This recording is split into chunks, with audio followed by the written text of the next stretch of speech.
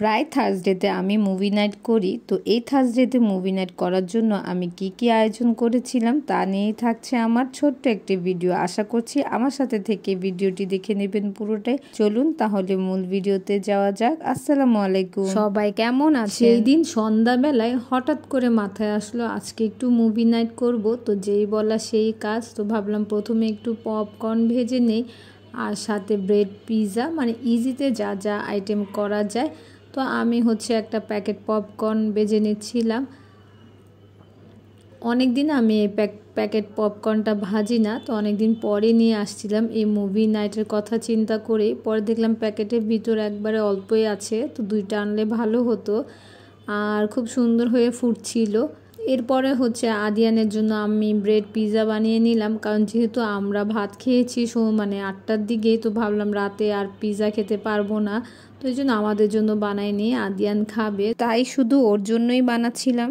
তারপর আমি লাচ্ছি বানাবো, তো লাচ্ছি বানানোর জন্য সব রেডি করে নিচ্ছিলাম। আর আমি এই হ্যান্ড ব্লেন্ডারটা দিয়েই লাচ্ছি বানাবো।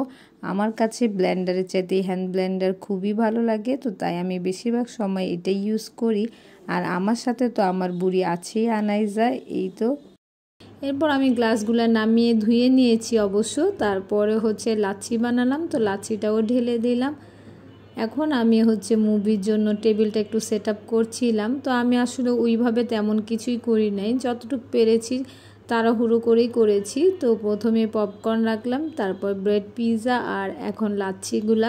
এরপর দেখলাম আদিয়ান আনাইজা ওদের চানাচুর চকলেট এগুলো নিয়ে বসেছে। আসলে বাচ্চাদের জন্য মেনলি এগুলা করা, কারণ দেখা যায় এরকম একটা আয়োজন করলে ওদেরও ভালো লাগে আর আমাদের বড়দেরও ভালো লাগে।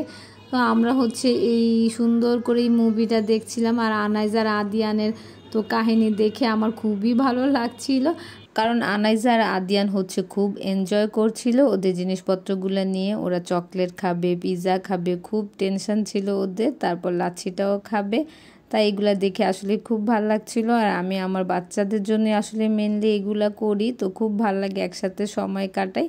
তো আপনারাও মাঝে মধ্যে এরকম মুভি নাইট করবেন, একসাথে সময় কাটানোর চেষ্টা করবেন, কারণ এগুলা আমাদের জীবনের জন্য খুবই প্রয়োজন আর খুবই দরকারি।